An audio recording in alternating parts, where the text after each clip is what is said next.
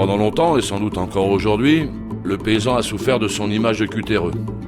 Le paysan agriculteur est encore de nos jours traîné dans la boue, comme si de la boue il n'y en avait pas assez autour de chez lui. Et oui, pas facile pour redorer son blason et s'insérer socialement quand on est obligé de mettre des bottes presque toute l'année. Ce mal-être, cette profonde blessure sociale, est sans doute à l'origine de ce trait commun qui veut qu'un sol propre soit un sol nu. Il nous suffit de traverser la France de long en large et en travers à l'automne pour le remarquer facilement. Or, c'est non seulement un contresens agronomique total, mais aussi une agression à l'expression de toute forme de vie sur Terre. Un sol nu, c'est d'abord un sol mort, au moins momentanément. Un sol qui a perdu toute sa force vitale, au moins dans sa couche superficielle, celle-là même où toute la dynamique du vivant prend naissance. En fait, pour tenter de donner une image positive à leurs activités et affirmer une identité sociale digne, l'agriculteur, le maraîcher et le jardinier du dimanche n'ont rien trouvé de mieux que de labourer, motobiner ou désherber chimiquement toutes les terres de France et de Navarre, ignorant que, du même coup, ils étaient en train de stériliser leur sol et détruire leur outil de travail, tout simplement parce que ça fait propre.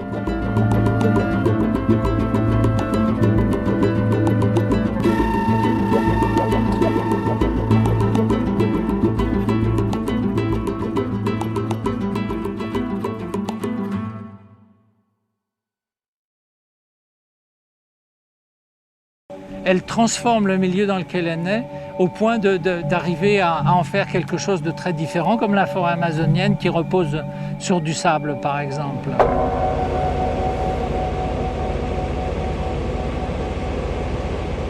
Ce qui serait intéressant aujourd'hui, c'est de revisiter l'histoire des peuples par le biais de l'histoire de l'agriculture. Et ça, je pense que ce serait très riche d'enseignements, parce que systématiquement, on s'aperçoit, quand on fait un petit peu de sociologie ou d'agronomie, que l'histoire des peuples, elle est liée à l'histoire de leur agriculture. Et pour revenir vraiment dans l'historique de l'agriculture, notre modèle, c'est le croissant fertile. Et quand je regarde l'état de délabrement du croissant fertile, je suis complètement estomaqué que ce soit encore un modèle de développement. Que s'est-il passé dans le croissant fertile pour en arriver à un désert? En fait, on a exploité un milieu. Dans la Bible, on parle d'un pays où coule le miel et le lait. Aujourd'hui, quand je vais à Gaza, je ne vois pas trop couler le miel et le lait. C'est plutôt les larmes et les bombes, voyez. Et le sang. Voilà. Et donc, on est un petit peu malheureux quand on regarde ça. On se rend compte qu'en fait, toute notre histoire de l'agriculture, elle a toujours suivi un petit peu le déclin des sociétés. Et les Romains, ils ont fait des thermes en plein milieu du désert, en Tunisie, en Afrique du Nord. Aujourd'hui, c'est le désert, il n'y a plus rien. Donc s'il y avait des thermes, il y avait des arbres, il y avait de l'eau. Quand on a commencé à couper les arbres dans ce milieu très sensible, on a perdu l'eau et finalement, on a perdu la terre.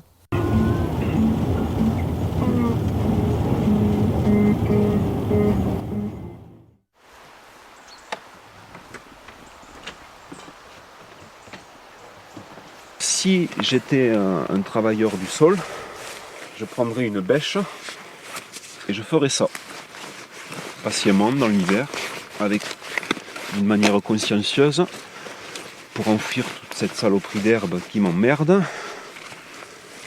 Et donc je prendrais mon sol et je le retournerais comme ça. Voilà. Puis ensuite, je ferai à nouveau ça à côté. Donc, on a inventé une multitude d'outils pour faire ce geste, dont l'outil qui paraît être le plus génial aux yeux de mon enseignant, c'est la charrue. Voilà ce qui se passerait. Donc, d'un sol très structuré, très apte à résister aux intempéries, je mets en surface un sol qui l'est beaucoup moins, et qui est, lui, par voie de conséquence, beaucoup plus facile à se disperser. Donc plus facile à éroder, plus facile à se dégrader. Donc le travail que j'ai fait là, qui s'annonce comme un travail, est en fait qu'un geste de destruction, quoi. Malheureusement, on l'a institutionnalisé, quoi. On a considéré que c'était l'élément qui permettait d'améliorer son sol, quoi. Et depuis la charrue, elle a quand même un paquet d'années maintenant, quoi. ça fait un moment qu'on laboure en long et en travers dans tous les coins du monde, quoi. Et avec des sols qui sont de moins en moins pourvus en matière minérale, qui sont suroxygénés, donc on brûle la matière organique, qui sont de plus en plus instables, plus la chimie par-dessus qui accélère les processus de dégradation des sols par d'autres phénomènes chimiques. Et donc on se retrouve avec des sols morts, inaptes à résister aux intempéries. Et c'est la catastrophe, quoi. C'est la catastrophe, c'est la famine dans peu, quoi. Dans très peu, si on continue comme ça, quoi.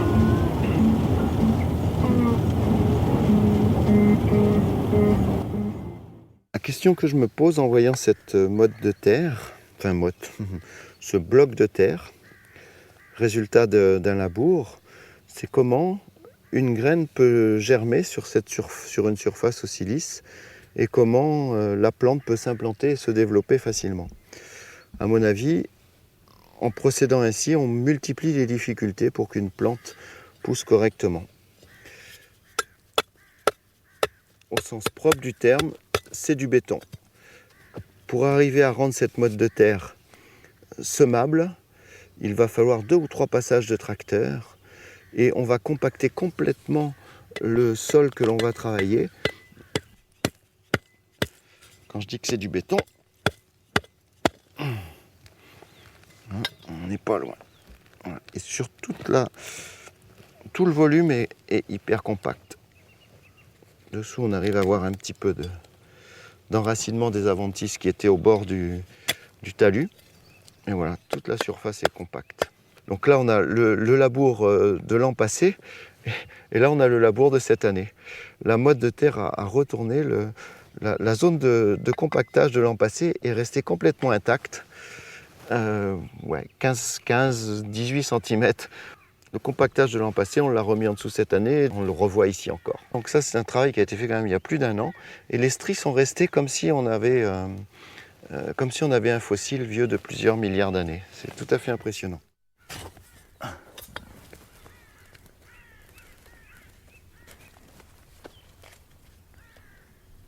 Summum du summum, les endroits où le tracteur est passé et repassé, ces zones-là, on les retrouvera dans la culture. Si on revient dans quelques semaines, une fois que la culture sera implantée, à ces endroits-là, les végétaux vont beaucoup moins bien se développer que sur les endroits juste à côté. Et c'est très très flagrant. On reviendra et on pourra facilement le vérifier.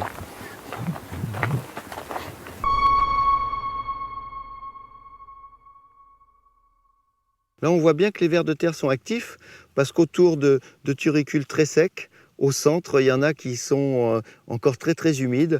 Donc c'est l'activité nocturne des vers de terre qui se révèle ici. Et donc là, on a le résultat du travail du ver de terre.